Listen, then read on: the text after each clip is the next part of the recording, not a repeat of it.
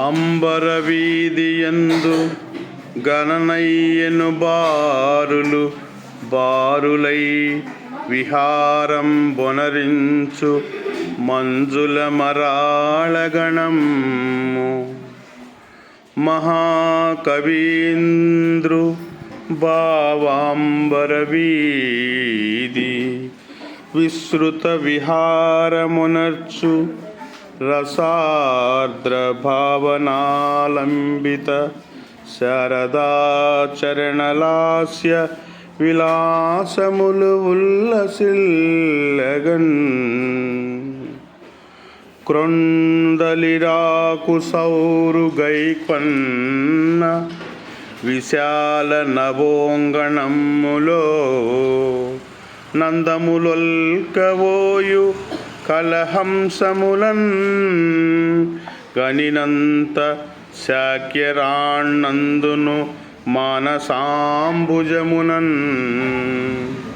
మకరందము భంగి పొంగే నానందము నిర్నిమేష నయనములు తన్మయతా నిమగ్నముల్ తన్మయతా నిమగ్నముల్. గగనమున నేగు కలహంస గణముగాంచి జాగరితమయ్యనేమో హింసా ప్రవృత్తి. నారి సారించి వాడి బాణమ్మునొకటి దేవదత్తుండు వింట సంధించినాడు.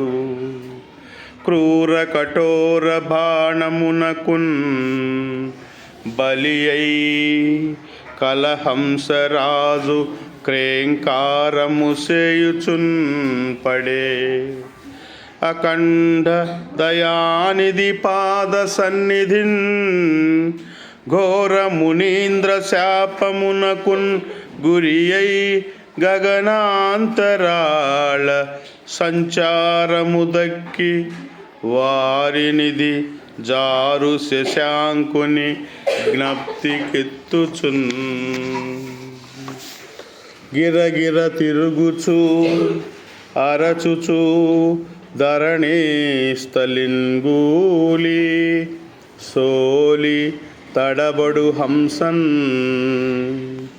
కరుణామూర్తిగనుంగుని బిరబిరంజని ఎత్తి చేర్చె ప్రేమాంకమునన్.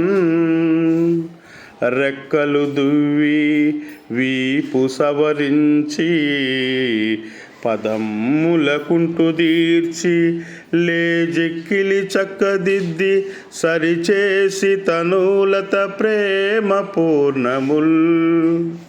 వాక్కులు పల్కుచున్ దిగులు వాపుచు ముద్దుల బుజ్జగించుచున్ మక్కువ మీర గౌతమ కుమారుడు లాలన చేసే హంసమున్.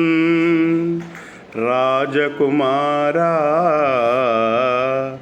ఈ విహగరాజమునాయది అస్మదీయ బహాజయలక్ష్మికిన్ సముపహారము నాకు లభించుగాక.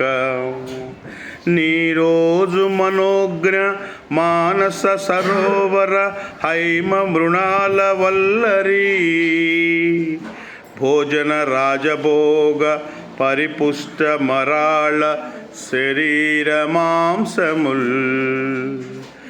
ఎక్కడనో జనించి పరమేశ్వరుడిచ్చిన గాలి పీల్చి వేరొక్కరి జోలికేగక ఏదో భుజించి సరోవరాలలో గ్రుక్కెడు నీళ్లు గ్రోలి వినుత్రోవలనేగెడు రాజహంసపై రక్కసి బుద్ధి సెల్లునే